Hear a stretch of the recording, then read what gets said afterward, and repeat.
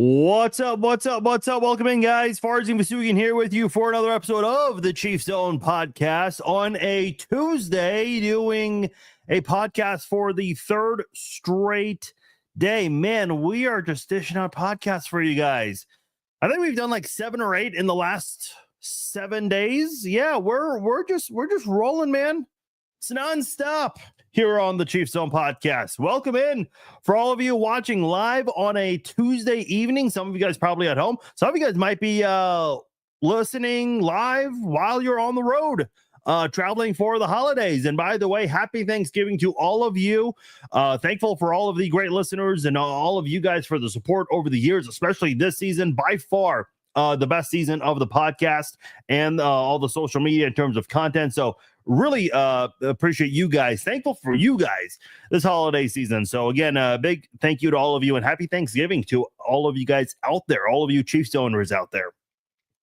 A lot of things to get into here on this episode of the Chiefs Zone podcast. Of course, we will break down the game between the Chiefs and the Raiders, and I'll give you guys my score prediction for that game.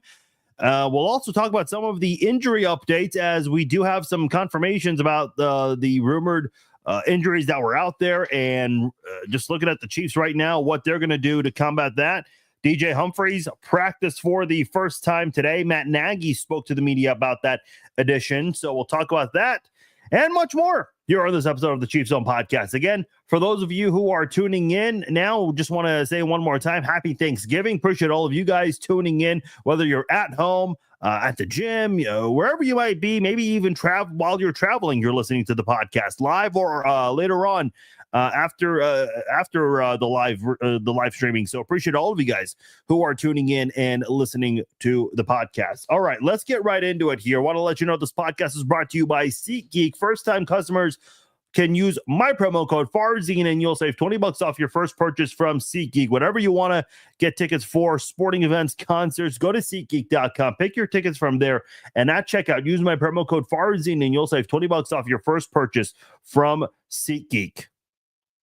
All right, a lot of news to get into today here, so little time to waste. Let's start with the injury side of things right now, because the Chiefs, shocker, they're dealing with even more injuries. It never ends. The injury carousel in Kansas City never ends. What did the Chiefs do to the football gods? I just want to know. I mean, what did they do to make that happen? But it's a kicker. It's another kicker. It is Spencer Schrader, who is injured, suffered a hamstring injury.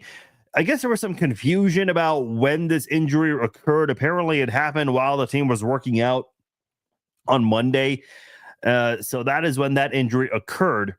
And the Chiefs went ahead and signed kicker Matthew Wright to the practice squad. Matthew Wright has played for the Chiefs before. This is not his first stint with the team.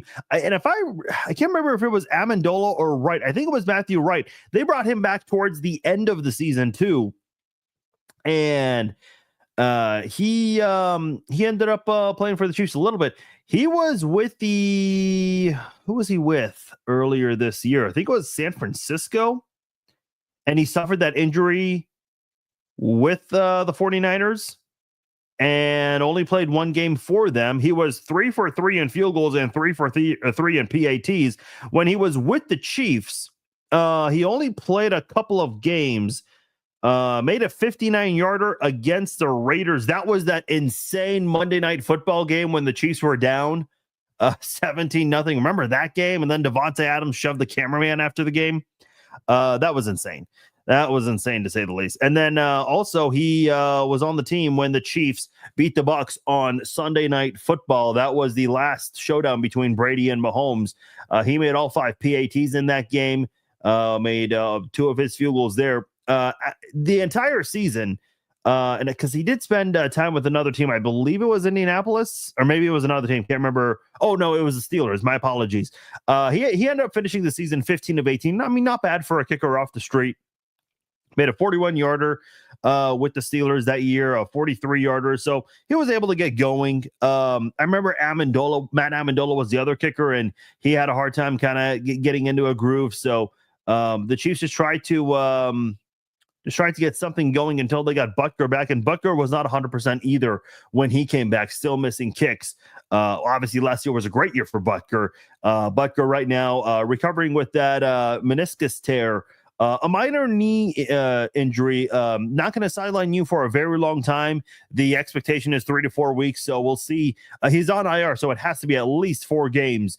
So we'll see when Butker comes back, most likely by Christmas. We'll see Spencer Schrader not on IR yet, just to be clear on that. But Matthew Wright, he is the backup on the practice squad in case they feel like Spencer Schrader cannot go on Friday against the Raiders. And yes, by the way, it is Friday, not a Sunday. Just make sure you and all your friends know this week that if you got Black Friday shopping to do, get it done early, because does anyone even go out on Black Fridays anymore? I mean, everything's online, isn't it? I mean, that's just my perspective on things. Peyton Hendershot, the tight end who the Chiefs acquired from the Dallas Cowboys right after the preseason, he has suffered an injury. I had the injury in front of me, but I forgot what it was. Let me pull that up real quickly. But he is going to be placed on IR, which is very disappointing. It's a calf injury.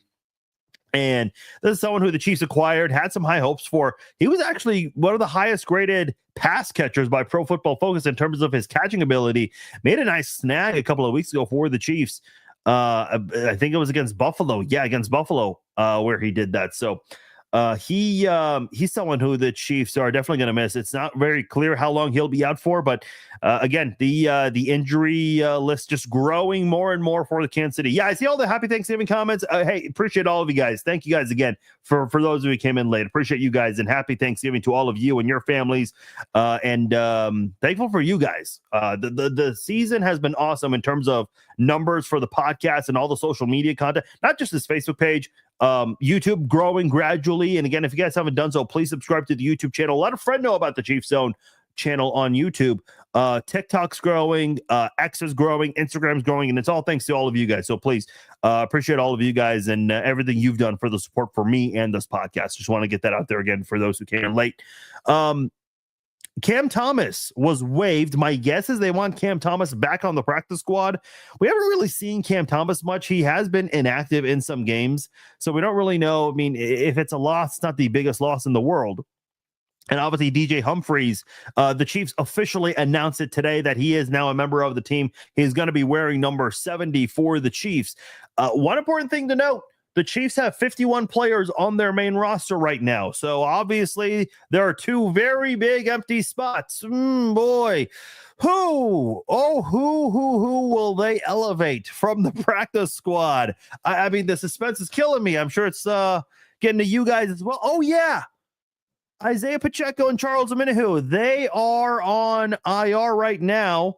They will definitely be elevated. And here's some great news for Pacheco and Omenihu. Both of them were full participants in practice today. This is their first time that they were full participants ever since their 21-day practice window was activated. So they're not on the practice squad. Keep that in mind. They're still on IR. So those guys will probably be elevated to the main roster this week, and boy, both sides need it. I think Kareem Hunt could use a little bit of a break, especially with the workload he's received since his return to Kansas City. Isaiah Pacheco can really help alleviate that, and man, you let those two go off together. You got a really good tandem right there. And then Charles Omenihu coming in to try to help this Chiefs defense. Let me say this. I think Charles Omenihu is very much needed right now for the Chiefs defense, but I kind of just wonder how much of it is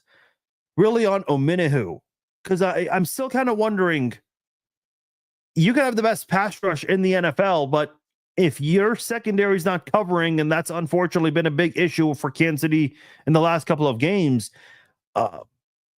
a strong pass rush won't mean much. They'll have the pressures there. The pressure numbers will be there, as they have been each and every single week.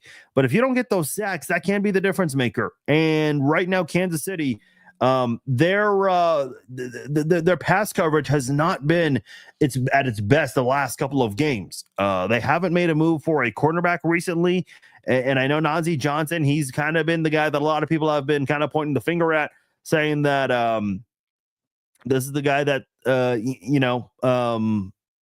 needs to play better, or maybe the Chiefs need to go get some sort of a replacement. You know, it really shocked me, and I don't know like what's the deal with this, but I was looking at the number of snaps for every player played. They'll show the number of offensive snaps, defensive snaps, and special team snaps, and Josh Williams played 0 defensive snaps. And I just kind of wonder with Josh Williams, this is a guy who, part of that rookie class with McDuffie, Nazeeh Johnson, a lot of cornerbacks taken that year by Kansas City in 2022, and Josh Williams was one of them, because when Trent McDuffie got hurt, Jalen Watson played more, Josh Williams played more, and those two played really well as rookies.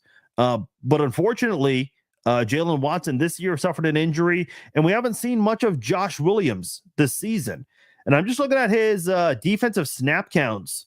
0 defensive snaps each of the last 2 games. I don't know why. 6 defensive snaps played against Denver. He played 55 snaps against Tampa Bay. That's 100% of the defensive snaps. He played 39 snaps against the Raiders. But after that, he has not played more than 40% of the defensive snaps for the Chiefs. So I'm just kind of curious, like, okay, the Raiders game, I get it. Nazeeh Johnson left the game early with a concussion, part of the concussion protocol. I can't remember, was Johnson inactive for the Tampa Bay game? I can't recall, but you have Josh Williams. He played 55 defensive snaps, every single snap for the Chiefs defense. But the last 3 games, he's only played 6, and that was the Denver game. Last 2 games, he's played no snaps, and I'm not sure why. Like, what is it with the Chiefs? They're holding him up, because Josh Williams has played well for the Chiefs in the past. I think that's an immediate fix for Kansas City. Chris says highly unlikely unless there's an injury. I don't know if you're referring to something else, or if you're referring to the Josh Williams commentary from me, because I'm looking at the injury report. I don't see Josh Williams on here. So, I mean, if you don't put a guy on the injury report, that's a bad thing for the team. Now, you hear this sometimes where players are, they don't have a good season, and in the offseason, they'll do a press conference with the media, and they'll say, yeah, I was dealing with a nagging shoulder injury or something. It's like, wait a minute, we didn't hear much about this during the season. But the NFL doesn't really, they say that these rules are strict with the injury report, but it's not strictly enforced. So take that for what it's worth to you. But I'm just looking at the Chiefs defense. If Nazeeh Johnson's not playing well, you got to go to the bullpen and start putting in Josh Williams. Why are we not seeing much of Josh Williams? Bob says Johnson needs to play nickel only. See, I might have gotten in trouble. Maybe. I don't know. Josh Williams benching is head scratching to me. Yeah, something had to have happened behind closed doors.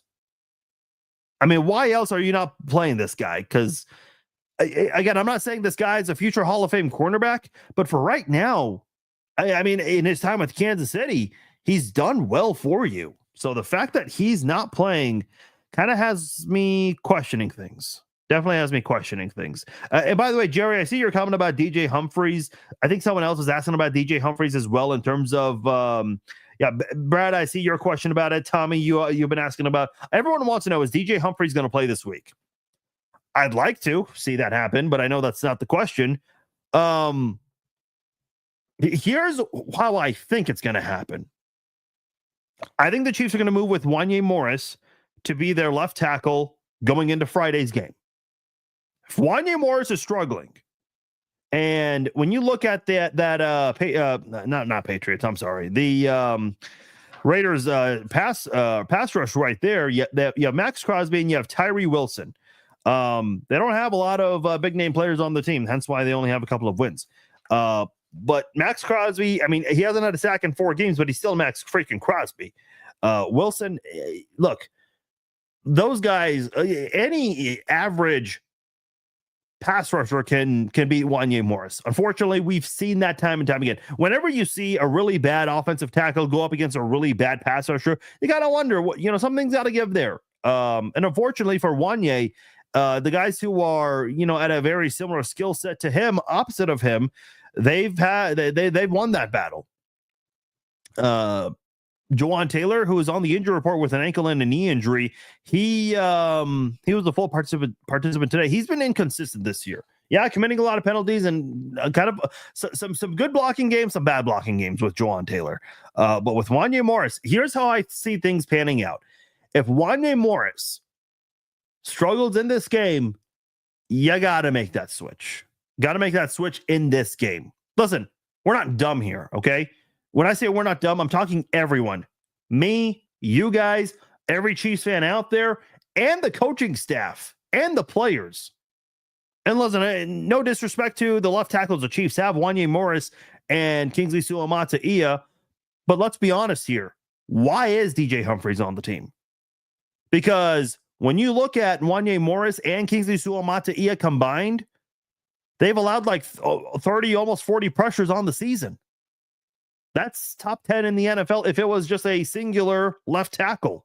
So there's a reason why you're making this move. And this is not a move that should have been made because Kingsley Suamataia was a second-round pick. The Chiefs traded up one spot to get him. Now, one spot, not a big deal, but still, you obviously felt good enough about him. You found out someone else was trying to get him, so you moved up to get this guy. And I think part of the reason Mahomes has maybe been missing on some of those deep passes down the field, some of the questionable decision-making might be the pressure he's feeling from the left tackle spot. And if that's solved, I think Mahomes can start hitting Xavier Worthy on time. And I know a lot of people are saying, well, Worthy should keep his feet in bounds. I think, listen, I don't disagree. Worthy's got to learn that. But I think Mahomes, if he's getting the ball much sooner to Worthy, I mean, the Buffalo game, that's a jog touchdown for Worthy. I mean, the Bills defenders are going to be running full speed. Worthy just needs to jog to the end zone. And I think part of that is because the left tackle is not doing Patrick Mahomes any favors. That's why you made this move for DJ Humphries. Kingsley Suamataia knows it. Wanye Morris knows it. Andy Reid, Matt Nagy, Brett Veach, Clark Hunt, and all of us fans, we know it. We see it. So we all see the writing on the wall. And I think DJ Humphries is going to start as a backup. But man, if you're Wanye Morris, you don't pick it up, that switch is happening during the game. 100% happening during the game. Yeah, Timothy says you can't let a 3-win team beat up your quarterback, bottom line. And that's the crazy thing, because if the Raiders want to come in here and pull off the upset, they have the ability to do so. You want to force a low-scoring game? Well, I guess Max Crosby might need to play the best game of his career, because if he can do that, that's going to put Mahomes in a world of trouble, and the Chiefs' offense is going to need a lot of help at that point. So you want to turn it into a low-scoring game? That's the way to do it for the Raiders. 100% the way to do it for the Raiders. Speaking of the Raiders, with their injury report, the players who did not practice, Jacorian Bennett, one of the cornerbacks for them, another cornerback for them, Nate Hobbs, who has been inactive for a couple of games, Gardner Minshew, who is expected to be on IR soon. Aiden O'Connell's on the injury report, but he's on IR, but he was a full participant today. Aiden O'Connell is expected to be the starting quarterback this Sunday, and Desmond Ridder is the expected backup quarterback for Friday's game. So just to let you guys know there. And then Zamir White, the running back for the Raiders, he has not practiced in the last couple of weeks, as a matter of fact. The Raiders have been using third and fourth string running backs recently. So, and by the way, they're dead last in rushing. So that is for sure an area where the Chiefs want to improve on. Hey, before we talk about the Chiefs and Raiders matchup, I want to let you guys know some really good news. I don't know how many teams have been able to clinch a playoff spot in the month of November. 3 teams have an opportunity to clinch a playoff spot. The Buffalo Bills and the Detroit Lions are 2 teams who can do so, but they do need a lot of things to go in their favor. Another team that can clinch a playoff spot this week, yeah, you guessed it, your Kansas City Chiefs. And here's how they can do that. There are 4 different scenarios where it's possible Number one is a KC win on Friday, plus a Miami loss or tie Thursday night on Thanksgiving night against the Green Bay Packers. Another possibility is where the Chiefs win and the Broncos lose on Sunday. Are the Broncos playing Sunday or Monday? I believe it's Sunday. Another possibility, another scenario is for the Chiefs to win, for the Chargers to lose, and for the Broncos to tie. And the fourth scenario is a Kansas City tie and a Miami loss on Thursday. I'll tell you right now, I think the most likely scenario is the number one scenario right there, where Kansas City wins and the Dolphins either lose or tie to the Packers. Miami quietly has been playing better lately. They do have like the fifth highest scoring offense in the last three games. I know they're not playing anyone significant, but they're still, they're finding a way to get going, and their schedule is not very tough the rest of the season. So they've got a chance to challenge the Broncos for that last playoff spot in the AFC. But right now, when you look at the AFC playoff picture in terms of Kansas City, just to clinch a playoff spot, AFC West number one seed will still be up for grabs, obviously. But in terms of just getting back to the playoffs again, a Chiefs win and a Dolphins loss on Thursday for the Dolphins and for the Chiefs on Friday, that gives the Chiefs a playoff berth right there. So, all you got to do is go out there and win. If you're Kansas City, all you can do is control your own destiny, and that's always a position you want to be in. I know Mahomes has said that many times in the past around this time in late November and in December. Always very significant. And listen, the playoff race, I've always said, Thanksgiving week is when the playoff race heats up. So when you're looking at a team like Miami, they're going to do everything to try to beat Green Bay, because Green Bay is a very good football team. They're also fighting to stay in the hunt for the division. They're in a very competitive division right now, one of the most competitive divisions in the NFL. So both the Dolphins and the Packers, they're going to do everything they can Thursday night to try to pick up that win. And the Chiefs obviously want to stay ahead in the conference, especially since they lost to the Bills, so they can hold on and keep that number one seed up until they clinch it, and they can be relaxed and just be comfortable and enjoy that bye week, maybe even get an extended break if they can clinch it before week 18. So there is your playoff scenarios. Yep, those scenarios are out now. Imagine that. Boy, how nice would it be if the Chiefs go ahead and clinch that in the month of November? Have the Chiefs ever clinched a playoff spot in November? I don't think they ever have. So this would be quite a moment to do so. Quite a moment for sure. All right, let's get into the game. Chiefs Raiders on Friday. Prime is where the game will be streamed. Now, if you're living in Kansas City, you will get the game on channel 41. So check your local listing. I believe if you're like in the Wichita area, don't hold me to this. I just want to be clear. I think you might need to go look for a Prime subscription if you don't have one already. Again, check your local listings. Not 100% sure. I don't know what the home of the Raiders is in terms of their TV partner in Vegas. But if you're in Vegas, you will get the game on a local channel. I don't know what it is, so you'll have to do that research yourself.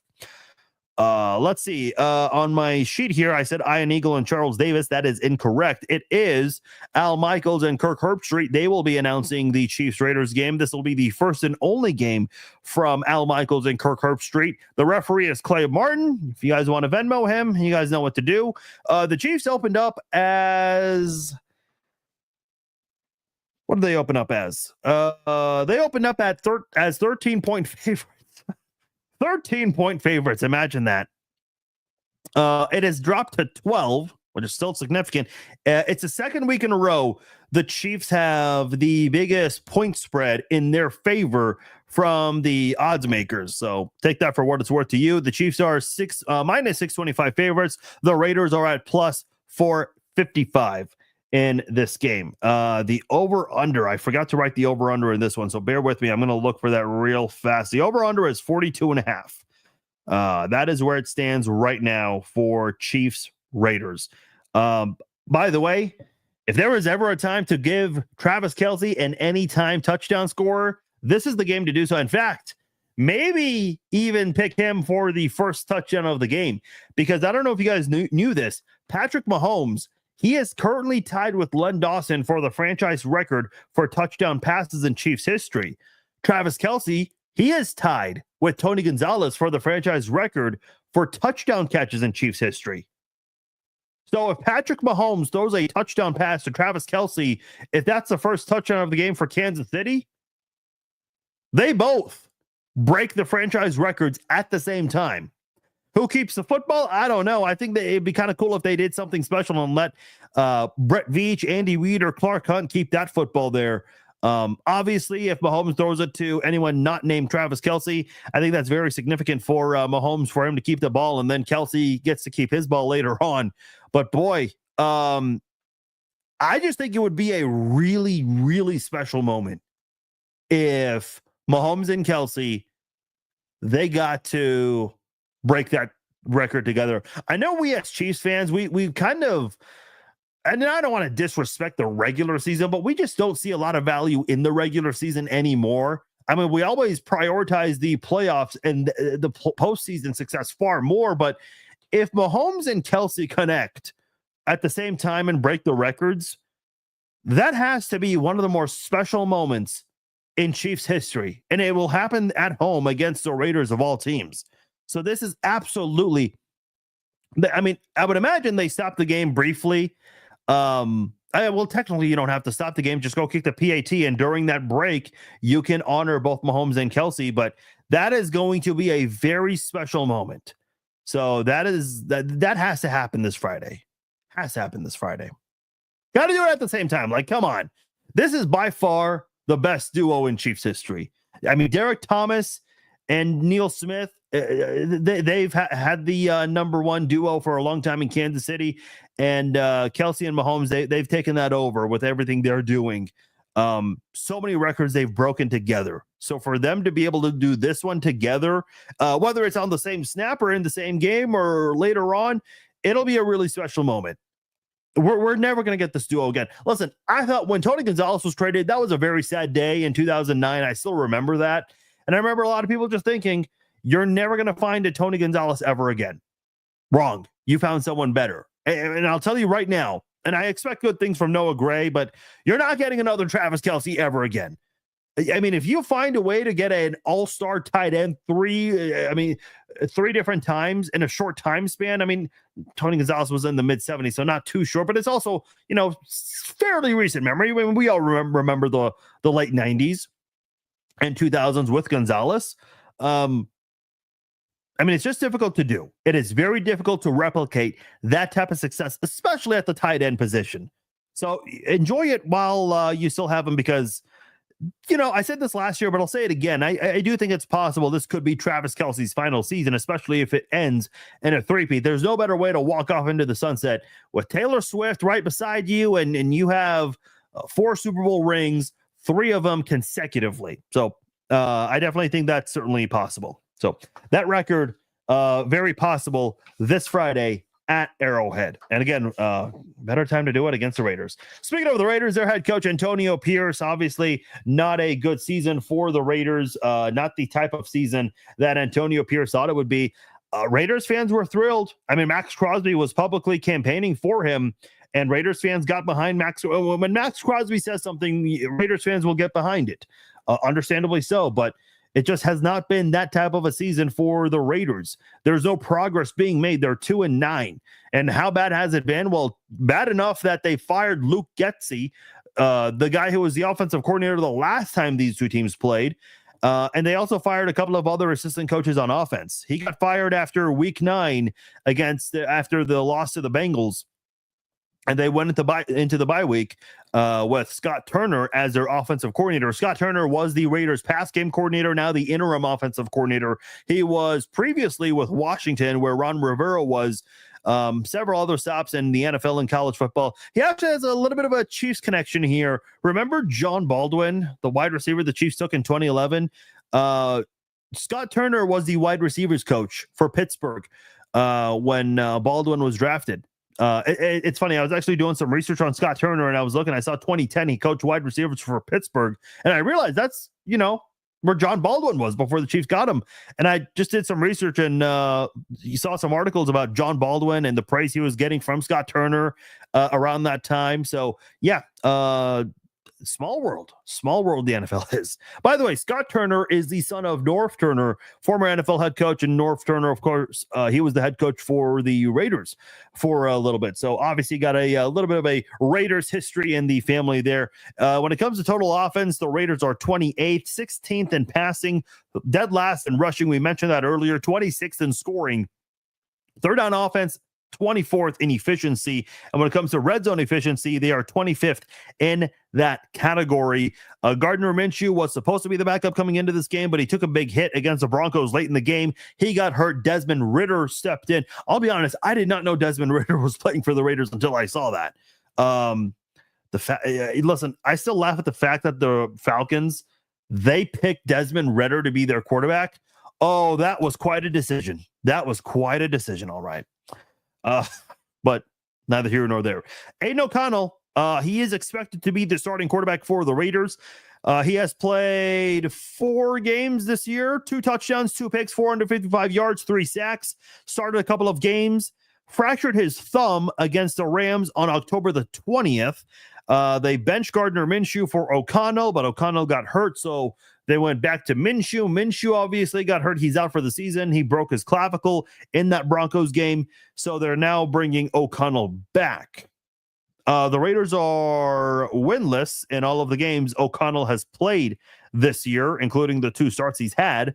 Against the Chiefs, yeah, he beat the Chiefs, but didn't do much in that game. He was 9 of 21 passing for 62 yards, 2 sacks, no touchdowns, no interceptions in that game.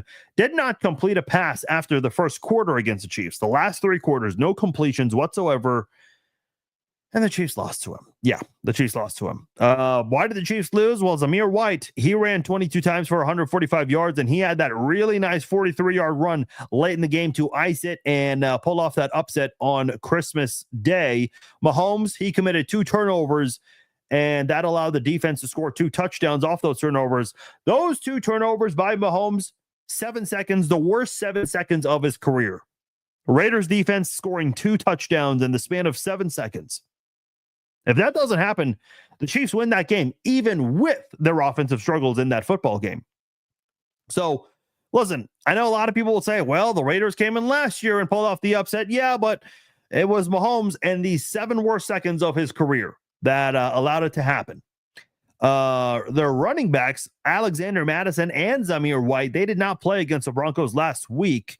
Amir Abdullah, he's been averaging over 4 yards a carry off 25 runs. He ran 8 times for 28 yards against Denver. Sincere McCormick, a Conference USA standout at UTSA. So for all of you Conference USA enthusiasts, he is a part of the Raiders squad, mostly been on the practice squad, but has been playing more lately because of the injury at that position. He ran 5 times for 33 yards against the Broncos. And again, the Raiders dead last at rushing the football. Won't bode well against Kansas City, who has the 3rd best run stopping defense in the NFL. And again, Kansas City, to remind you guys last week, that stat still stands. The Chiefs have not allowed more than 58 yards to any running back this season. Jordan Mason rushed for 58 yards, and Chuba Hubbard last week rushed for 58 yards against Kansas City.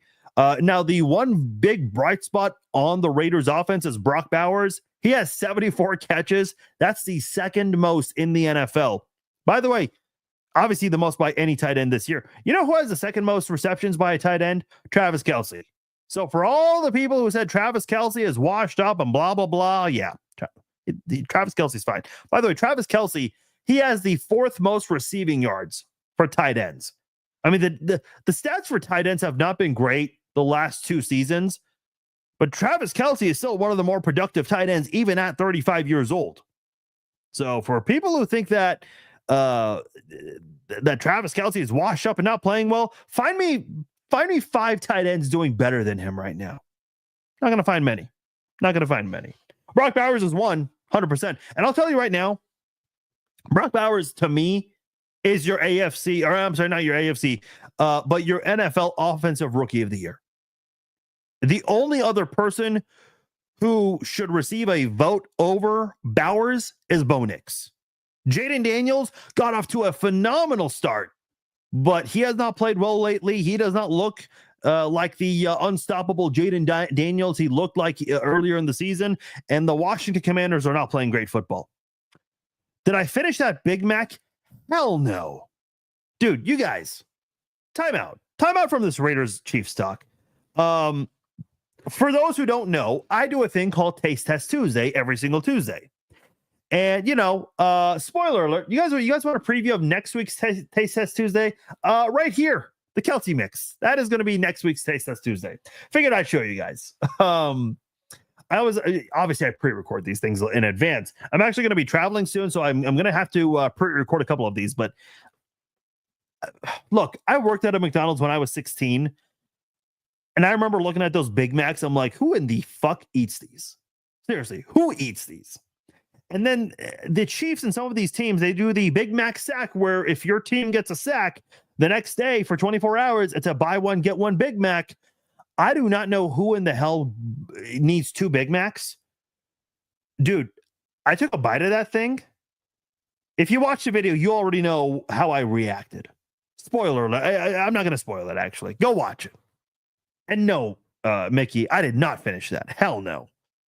I've been curious because I kind of wonder, the Chiefs got a sack. What did the Chiefs do on Twitter right away when their team gets the first sack? They post, hey, Big Mac sack, buy one, get one. Calories, America, obesity. I'm sorry, I just have to say that. I mean, come on, like seriously, what are we doing promoting obesity in this country? Mike says, you think the Chiefs will not blowing out teams aren't throwing out their playbook, unlike the Lions, which they're blowing teams out, but could affect them maybe in the playoffs? Your thoughts? Okay, this is a good question. Let's talk about this for a moment. Do you guys know who the top 5 teams were last year when it came to point differential? Obviously, the higher point differential you have, it's a good indication that you've been blowing out teams. I'll tell you 4 of the 5. One of them is the Cowboys. Forget the Cowboys. But who are the other 4 teams? The Ravens, the Bills, the Dolphins, the 49ers. Those were the 4 of the 5 best teams last year in the NFL when it came to point differential. So they blew out a lot of teams last year. You know what all 4 of those teams, the Ravens, the 49ers, the Dolphins, and the Bills, you know what they all have in common from last season? In addition to being 4 of the top 5 in point differential, they all lost to the Chiefs in the playoffs. So to me, it's like, you gotta, listen, it's cool that the Lions are blowing teams out. It's cool that the Bills are blowing teams out. Tell me more about it in the playoffs. You can only play who's on your schedule. And again, this whole thing with Kansas City about how they're involved in so many close games, it's going to bite them eventually. Well, that's what people have been saying for years. Not just this year, not just last year, for years. 2020. I still remember 2020 when the Chiefs were involved in a lot of close games, not covering the spread. And it was a big deal on talk radio, national talk radio. Oh, the Chiefs did not cover the spread. I mean, I get it. Betting is a huge deal now, so people talk about that stuff more than they ever have before. But man, it's like, do you think Patrick Mahomes gives a shit about covering the spread? I remember, and this was, listen, the Kansas City media recently I feel like they've been asking some of the most terrible questions. But I went over that recently on a podcast. I'm not going to go into it too much right now. But, last year against the Jets on Sunday Night Football, Patrick Mahomes ran for a first down, could have easily scored a touchdown. He just needed a couple more yards for a touchdown, but instead of going for the touchdown, he slid to end the game. And someone in the media asked Patrick Mahomes, hey, did any of your buddies call or text you about not covering the spread because you slid? What the hell kind of a question is that? You asked a really dumb question, and you know what? Mahomes responded and made you look dumb. Mahomes' response was, anyone who has my number knows not to contact me over anything like that. That is the perfect answer to give to a really stupid question. Seriously. Really. So Mickey says I have him in fantasy. Listen, I get it. You know, fantasy, I don't like fantasy. I think it's boring, but I've gone over that before. To me, it's like, you got to not be dumb. You got to not ask those questions. I agree, Aaron. Listen, it's not about what you ask, it's how you ask it. I'll give you guys a quick example. I was in Lawrence when Charlie Weiss was the head coach of KU football. And man, I just remember being there. I'm like, I was 21 years old at the time, so I'm very young. But I'm just looking around listening to these other, skilled, experienced, tenured reporters. I'm like, what kind of questions are these? Like 30% of these questions were actually good questions. And I remember asking Charlie Weiss, I said, it was his second year with the Jayhawks. I said, hey, coach, and there was like 2-3 weeks left in the season. I said, what kind of progress do you feel is being made with your football team? And he didn't like the question. And I wasn't trying to be funny about it. It's a valid question. You're getting paid $2.5 million and you're only winning one game your first year, 2 games your second year. Like you gotta talk about what progress is being made. And somebody from Jayhawk Slant, I think it was, came up to me afterwards. That's a website where you have paid subscribers. He says, hey man, that's a great question. A lot of our paid subscribers have been asking that. And I think he was kind of doing the thing like, hey, give the young guy a little bit of a confidence boost, which I appreciate, but I wasn't looking for a confidence boost. It's like, you got to ask valid questions. Do you guys remember Rhonda Moss? Rhonda Moss, who used to work for 610 Radio? Dude, she asked, seriously, some of the best questions in the media. I'm like, man, I had no idea who she was when I was in the locker room interviewing Chiefs players. Dude, when I saw her, I was impressed. And I don't know what she's doing today. I'm kind of shocked she's not in the media. She absolutely should be. I get the media doesn't pay as well. So maybe she's found another line of work, and I completely get that. But, dude, she asked questions nobody was asking. I'm like, why is nobody else asking Herm Edwards or any of these guys these same questions? Like, what is it about her that she has the cojones and the balls more than any of these other male reporters in the locker room? Like, come on. You gotta be better than that. Okay, we got way off topic there.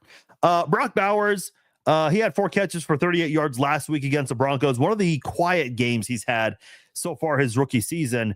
Against Kansas City, he had 5 catches off 5 targets for 58 yards. He was dominating the Chiefs defense in the first half. He was held to just 1 catch in the second half. So Kansas City kind of figured him out. But man, Brock Bowers, the more experience he gets, that guy's going to be a thorn in Kansas City's side for quite some time. Dude, what the hell has happened in the KU? They were up 16-3 and it's now 35-32. KU's got to pick it up, man.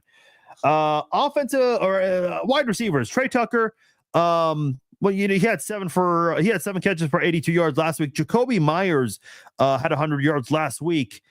He has 53 catches for 579 yards and 2 touchdowns. That's the most touchdown catches on the team for the Raiders. Bowers has 3 touchdowns. That's obviously the most. DJ Turner is part of that unit. Michael Meyer, the tight end. Amir Abdullah. He's a running back, very active in the pass catching department. He has 5 catches for 37 yards and 2 touchdowns. One of 2 touchdowns he has this season. Offensive line, couple of weak spots right here.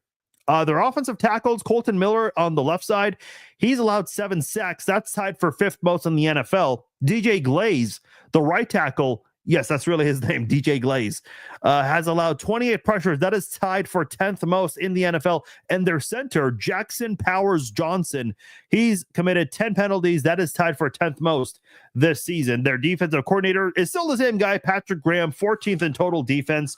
When you look at everything else over on their defense, 12th against the pass, 14th against the run. Those are good numbers there, but in key situations, the Raiders do struggle. They're 29th in points per game allowed, 24th in red zone defense, and 22nd in third down conversions allowed. They've been allowing a lot of those this season. Obviously, when you think of the Raiders defense, who do you think of? The one guy everyone thinks of, Max Crosby. Guy plays a lot of snaps, very tough guy. One of the better pass rushers in the NFL. Has 6.5 sacks. So sack numbers are not there this season. No sacks in the last 4 games. It would not shock me if he got one in this game. He does have 14 tackles for a loss. That is tied for 2nd most in the NFL. So even though the sack numbers are not there, Crosby's still having a very good season. for the Raiders. Tyree Wilson, he's got 3 sacks on the season for the Raiders. That's the second most on the team. He had one last week against the rookie Bo Nix.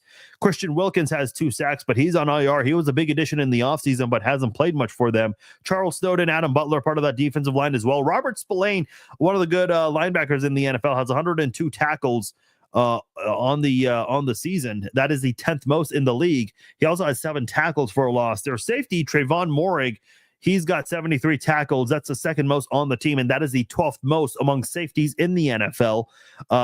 73 tackles for Morig. That's the same amount as Nick Bolton. So not really a good thing when your safety has that many tackles.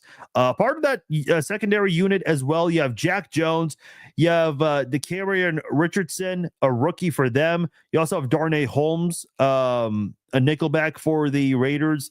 That's not a really good group of cornerbacks right there. Jack Jones, yeah, he got that pick 6 last year on Mahomes, but again, that was a horrible decision by Mahomes. And again, the 7 worst seconds of Mahomes' career.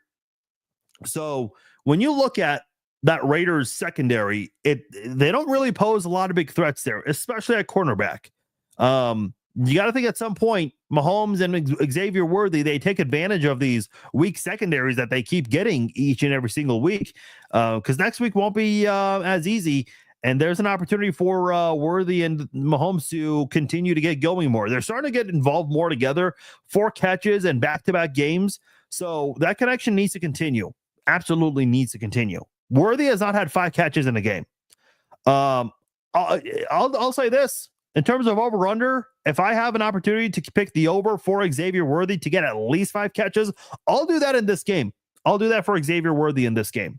Special teams coordinator is Tom McMahon. He was the special teams coordinator for the Chiefs in 2012 under Romeo Crennel. They've got one of the best kickers and one of the best punters in the NFL. Daniel Carlson, 22 of 24 field goals. Carlson missed 2 field goals on the first 3 games. He has not missed since then, has not missed a field goal since week 3, playing very good football. AJ Cole, best punt average in the NFL, and has also got the 3rd best net punting average in the league. Their running back, Dylan Lobb, had a 59-yard kick return last week, and DJ Turner, he handles the punt returns for the Raiders. Okay. So the Chiefs are playing a backup quarterback. They've got a bad offense, and their defense, a couple of bright spots, but nothing good. So they're going to win by, a couple points? That's the expectation here. The line started at 13. It has dropped to 12. Okay, I'm not going to pick a blowout here because I'm just not going to fall for that anymore. But I do think it's going to be a 2-possession win for the Chiefs. I'm going to go 28-17, Kansas City. I think all of their scores will be touchdown scores. Just like how it was a couple of weeks ago against the Bills, but hopefully this time it'll be a winning type of production instead for Kansas City. Here's my thing with the Chiefs. The coverage has got to be better. That is going to be very important because if they can do that, the sacks will get there. The Chiefs were playing with the lead for a lot of that Panthers game, but the sacks were not getting there because Bryce Young did a very good job of finding the open guy, and the coverage was not good. So that coverage needs to improve. I mean, for crying out loud, the quarterback's going to be Aiden O'Connell, so it better improve. Brock Bowers is really the only massive threat. Jacoby Myers is the next big threat. That's it. Your secondary should be able to take care of that. Left tackle, got to protect Patrick Mahomes. And if you got to make that switch, make that switch. The left tackle position is not a position where you got to learn the offense and learn so many things. Matt Nagy said in his press conference today that he just wants DJ Humphries to play the same way he's been playing his entire career. And I think those are reasonable expectations. Again, we're talking about left tackle here. It's not wide receiver where you have to learn the playbook and the scheme and learn all these routes and find a way to gel with the quarterback. There's not much to really figure out when you're going from one team to another, or in this case, on the couch to a brand new football team. So I think Kansas City should be able to utilize him very easily in this game. Definitely need to get that going. So I'm expecting a one-sided win for the Chiefs, 28-17, and we'll get a special moment with Mahomes and Kelsey getting their franchise touchdown records. That will be very special on Red Friday against the Las Vegas Raiders. 28-17, that is my score prediction. Hey, well, I just want to say one more time, thank you, all of you. The support this year has been awesome for the Facebook page, for the podcast. The numbers have been through the roof. We've never had numbers like this before for the podcast and for the content on social media, not just for the Facebook page, TikTok, X, Instagram. They've all been growing. Threads has been growing as well. Thank you guys so much. If you haven't done so already, please subscribe to the YouTube channel. I will comment with the YouTube link right now. Again, in case anyone has not subscribed to the YouTube channel yet, please do so. It's a little easier to watch through YouTube than it is on Facebook in case you're using other apps, but just wanted to put that out there in case anybody wanted to subscribe on YouTube and watch through there for the live streams or even afterwards, after live streams. So happy Thanksgiving to all of you. Thankful for all of you and all of your support over the years, especially this season being our best season ever. If you're traveling, please travel safely. Enjoy the holidays with your friends, families, whoever you're going to be spending time with. If you're working, I've been there before on holidays. It sucks. So for those of you who are going to be working during the holidays, major props to all of you. Obviously, you're in a position where your line of work, you are needed. So big thanks to all of you who are working during the holidays, first responders and those who are not first responders, still working. Massive props to you guys working on Thanksgiving. All right, guys, my name is Farzin Vasugian.